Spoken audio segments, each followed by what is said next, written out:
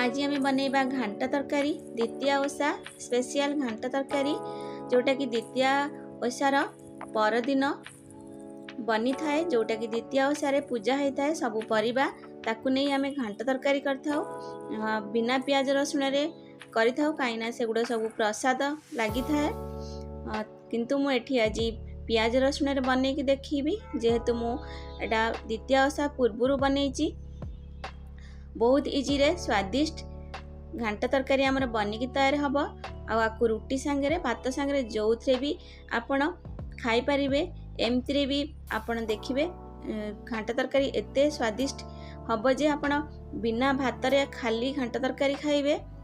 चलतु आज आम बनैबा घांट तरकारी।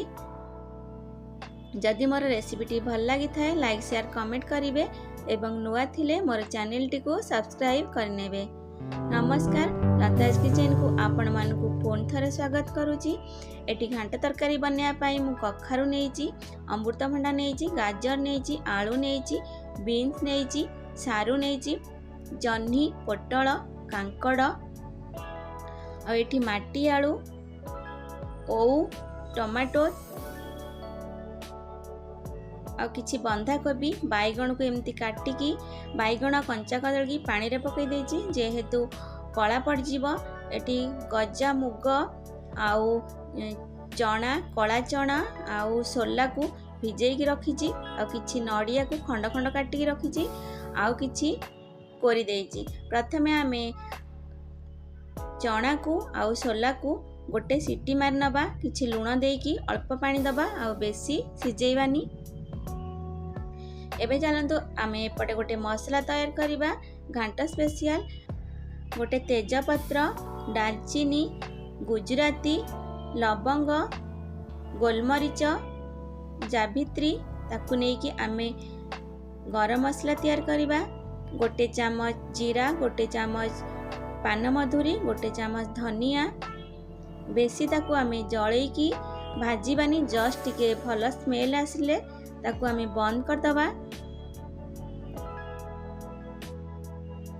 एबे देखंत हम ताकू काढ़ी नबा और ठंडा पाई छाड़ दबा। ठंडा हला परे हम ताकू पाउडर बने दबा।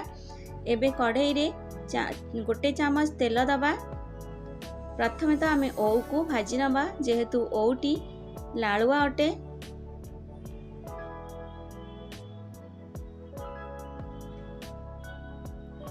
एबे आमे सेई तेल रे माटी आलू को भाजी नबा।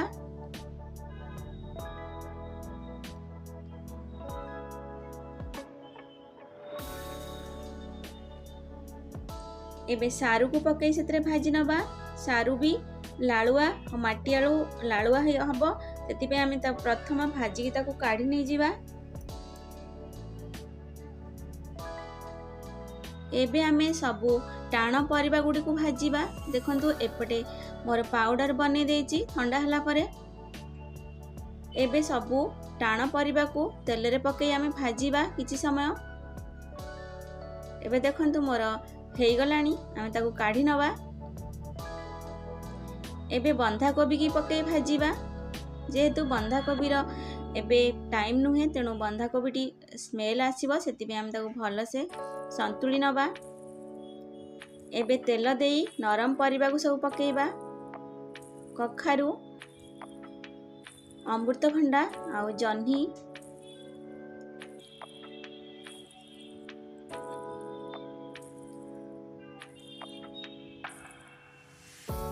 दुई 3 मिनिट पर्यंत आमे ताको भाजी नबा।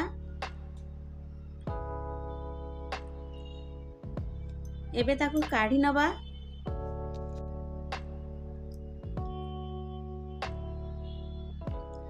एबे गोटे डिश बसैकी किंबा गोटे बड़ डेक्ची बसैकी आमे सेतरे पंच फुटण दबा। किछि चीनी दबा कलर पाई और दालचीनी तेजपत्र दबा। एबे चीनी रे कलर आसिले कटा पियाज दबा। एठी मु बड़ बड़ दुईटा पियाज काटी नेइची। हलदी गुंड गोटे चामच दबा, जीरा गुंड गोटे चामच दबा, धनिया गुंड गोटे चामच दबा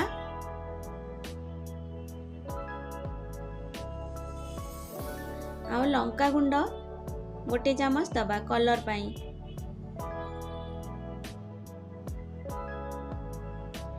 ଏବେ ଗୋଟେ ଟମାଟରକୁ ପକେଇକି ଛୋଟ ଛୋଟ କରିକି ଭାଜି नबा।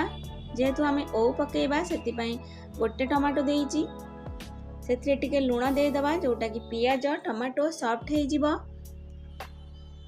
एबे अदा आउ रसुण कंचा लंकार पेस्ट करिथिली ताकू देइकी भलसे कसिबा।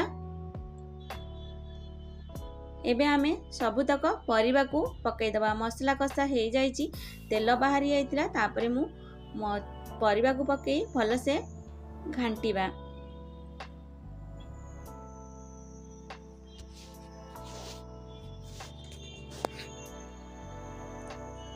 एबे सिझी जाइथिबा चना आउ सोला को सेथिरे पकेइ नबा। एठी आपण बुट डाली भी पकेइ पारिबे। एठी बुट डाली पकेइनी।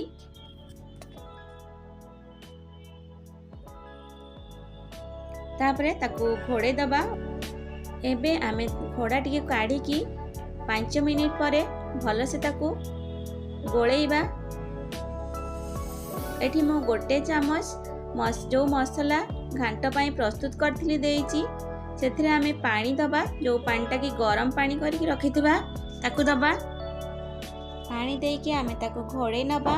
आ पानी फुटिले सेथिरे आमे बाइगण को पकेइबा आ नडिया गजा मुग को पकेइ दबा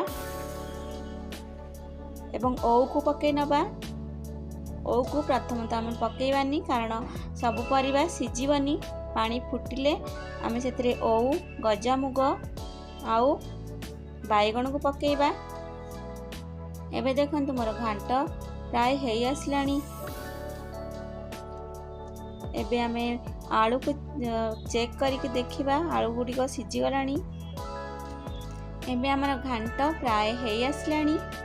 सेथिरे आमे रखिथिबा मसला को प्रथमे जो मसला प्रस्तुत करथिले घांट पाई एबे से मसला को दे दबा। आ नडिया कोरा दे दबा। तापरे आमे एबे गोटे पछरे ताकू छुंक मारिबा जोटा कि घियो हेंगु आउ सुखिला लंका रे।